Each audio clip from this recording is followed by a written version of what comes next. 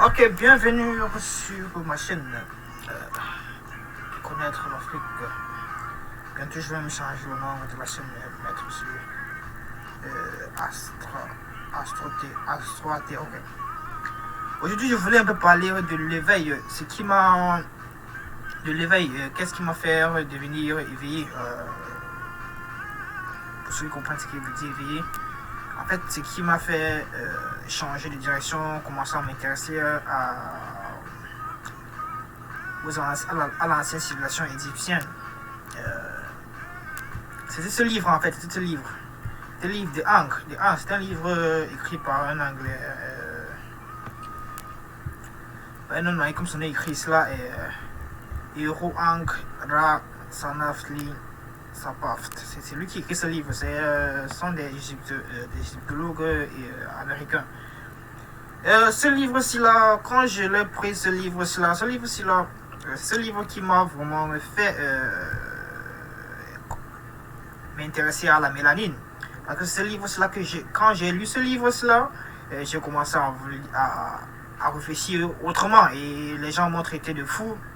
Parce que j'avais ce livre-là. Et ce livre-là, aujourd'hui, je ne peux pas présenter ça sous forme de PDF, sous forme de papier, parce que ma version que j'avais, qu'on avait déchiré. La famille a déchiré ça parce que quoi? Parce qu'ils avaient peur et ils avaient dit que ce livre-ci qui a fait à ce que je commence à réfléchir différemment. Et quand ils ont vu ce livre-là, ils ont pris ce livre, ils ont brûlé ce livre. Donc je ne possède plus ce livre-ci avant. Je n'ai plus ce livre à ma position maintenant. Aujourd'hui sur Amazon c'est devenu plus cher qu'avant. Avant j'avais ça sur Amazon à environ 2000 yens, donc environ dans les 18 euros. Aujourd'hui c'est dans les 60 euros, c'est devenu plus cher. Donc c'est devenu plus intéressant en fait. C'est en lisant ce livre aussi là que j'ai compris un peu les propriétés de la mélanine.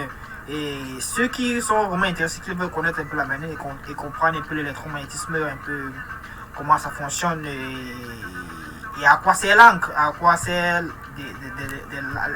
l'axe qui ressemble pas à la croix. Et d'après d'autres égyptiens, ils disent que c'est ça en fait qui les chrétiens ont pris l'encre et ils ont créé la croix donc nous connaissons aujourd'hui que pas les musulmans, les chrétiens utilisent. D'après les égyptologues, ils disent que l'encre représente la vie en fait, que le haut représente le symbole de la femme et le bas représente, en fait ça représente la fertilité d'après ce qu'ils disent. Et dans ce livre de Anchor of Electromagnetism, dans ce livre-là, ceux qui vont lire ce livre-là, je ne sais pas si c'est en anglais ou en français plutôt, dans ce livre-là, vous allez comprendre. Ici, il parle beaucoup plus de l'électricité. Donc, il nous fait comprendre, il veut nous faire comprendre dans ce livre que la mélanine a des propriétés électromagnétiques. Donc, quand tu te connectes au soleil ou quand tu t'exposes au soleil, ta mélanine est capable, comment on va dire, la mélanine se connecte au soleil, oui, et ça c'est propriété électromagnétique. Donc ça joue un peu comme une antenne en fait. Je pense que dans une vidéo j'ai eu à faire où je parlais que la mélanine était un peu comme une antenne. Donc c'est un peu ce qu'ils expliquent dans ce livre-là, que la mélanine est une antenne. Dans ce livre-là, vous allez voir, ici, là, si vous voyez bien, il dessine un atome, il dessine tout ça, de tous ces petits électromagnétiques que la mélanine possède. Donc pour ceux qui vont être intéressés par ce livre, vous allez voir beaucoup de choses, il parle de l'oscilloscope, c'est beaucoup de plus de l'électricité en fait. Ce qui m'avait vraiment intéressé sur ce livre, parce que ça parlait un peu de l'électricité et de tout ça, parce que moi j'étais aussi, parce que moi j'ai étudié l'électricité, donc j'étais tellement intéressé par ce qu'ils écrivent dans ce livre-là. Dans ce livre-là, ils écrivent de un peu, ils parlent de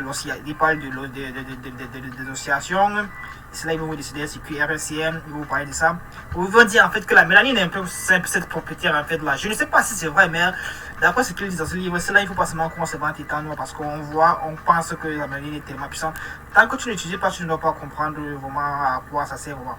Donc il ne faut pas seulement qu'on lise pour lire parce que d'autres personnes écrivent aussi pour écrire. Mais dans ce livre-là, il nous fait comprendre que la mélanine peut fonctionner un peu comme un peu un oscillateur. Il nous parle de la spiritual or electromagnetic world, il parle de Osiris, c'est là, du Christ, la résurrection du Christ, du Saint-Esprit. Et il y a une partie là qui m'intéresse, ça m'intéresse, oui, la partie là c'était au niveau de Volta, oui, je pense dans l'islam. Oui, il parle de Volta. Volta, je ne sais pas si vous connaissez Volta, celui qui a fait la pile de Volta. Dans cette partie-là, dans ce chapitre, il nous fait comprendre que Volta, et comme ils étaient allés en Égypte, pour aller piller l'Égypte, à ce moment-là qu'il a découvert que les Égyptiens avaient déjà une pile fabriquée à partir du zinc. Vous connaissez, les anciennes piles étaient fabriquées à partir du zinc et du cuivre. Si vous connaissez l'électricité, vous pouvez superposer le zinc et le cuivre. Le cuivre est la partie positive et le zinc est la partie négative. Quand vous superposez ces deux matériaux-là, il y a une production d'électrons, il y a une production d'électricité. Donc il y a un déplacement des électrons là-bas. Donc il nous faut comprendre que les Égyptiens, eux, ils ont découvert ce principe il y a beaucoup d'années. Donc c'est là où Volta a fait son expédition en Égypte et qu'il a découvert et qu'il a vu cette pile et qu'il a pris, il est rentré chez lui en France et aujourd'hui il est devenu celui qui on attribue l'invention de la pile Volta.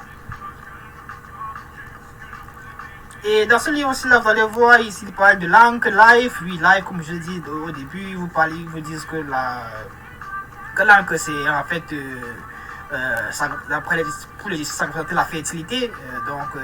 Pas tous les lycéens, ici, vous voyez, dans beaucoup des musiciens, vous allez voir, et ils utilisent l'encre. Donc, ils utilisent même pour faire la réincarnation. Oui, ils utilisent de l'encre pour pouvoir faire, comment dire, pour permettre à ce que quelqu'un puisse se réincarner. On utilise l'encre. Donc, quelqu'un mourait, on utilise l'encre pour pouvoir l'accompagner dans le chemin des morts.